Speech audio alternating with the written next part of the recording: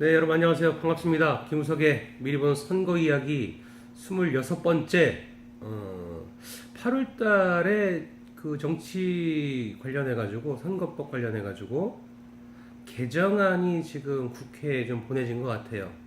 그 중에서 좀 재밌는 내용이 있어서 여러분들께 좀 소개를 해드리려고 하는데, 그 주제가 뭐냐면 후보자, 예비 후보자 초청 토론회에 관련된 얘기입니다.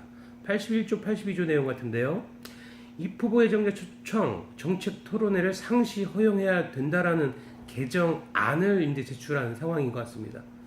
보면 예전에는 이제 선거 운동 기간 중에만 이렇게 후보자들을 모시고 후보자의 어떤 정견과 정책들을 확인할 수 있는 상황이었어요.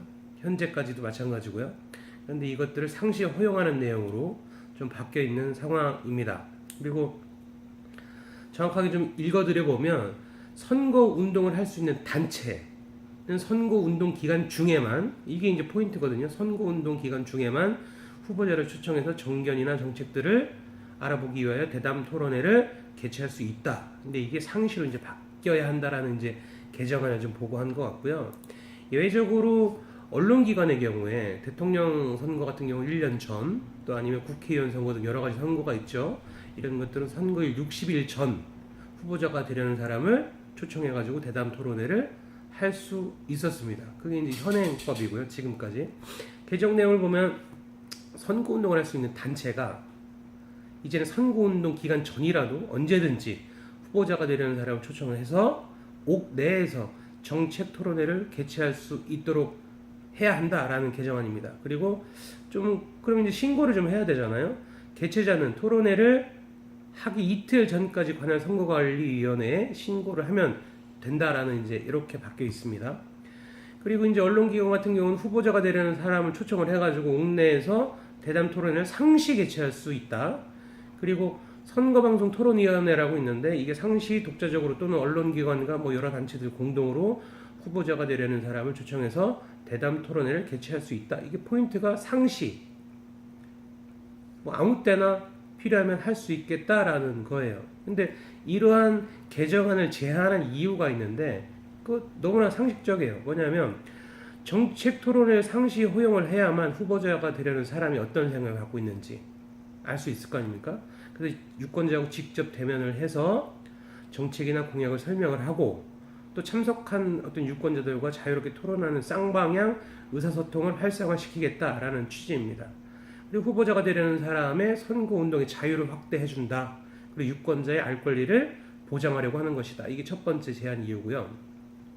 두 번째 제한 이유는 언론기관과 단체는 상시 후보자가 되려는 사람을 초청해서 대담 토론회를 개최할 수 있도록 해줘야 한다. 왜냐하면 언론의 자유, 또 결사의 자유를 보장하고 후보자 검증의 기회를 확대해야 된다. 이게 조금 사실은 이런 개정 이유가 너무나 당연한 거고요. 이런 개정 논의가 조금 시기적으로 늦지 않았나. 왜냐하면 국민의 의식 수준은 이미 상당히 좀 높아져 있는데, 이 법이라고 하는 것이 일단 그 정치권의 문화를 선도하지를 못해요. 선거운동 환경들이 변하다 보니까 그 문화를 수용하기 위해서 법 제도가 바뀌는 상황이거든요. 대부분 뭐 그렇게 좀 진행이 되죠. 문화가 법 제도를 선도를 한다.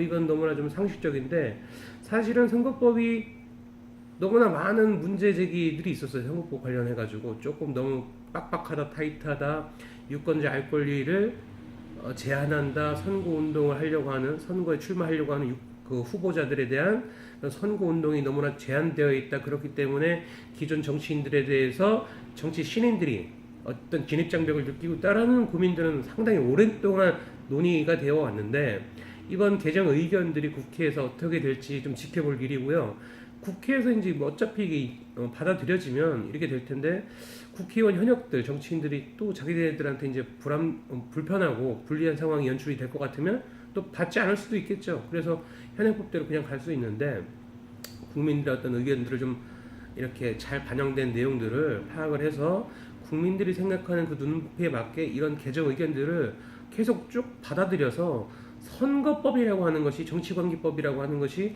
국민의 눈높이에 다가갈 수 있고 맞춰질 수 있어야 된다고 좀 판단을 하고 있습니다. 이런 개정 논의 여러 가지 중에서 오늘은 이제 그 정치 토론에 대한 관련된 이야기를 해드렸는데, 정당에 관련하고 지역위원회 뭐 이런 거 있죠. 옛날 지구당 부활 이런 논의도 되고 있습니다. 그런 것들 다시 한번 정리해서 말씀드리도록 하고요.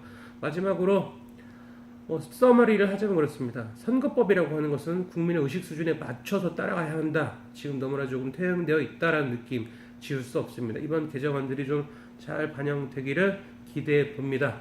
네, 이것을 오늘 김은석의 미리 보는 선거 이야기 26번째 이야기 마치도록 하겠습니다. 감사합니다.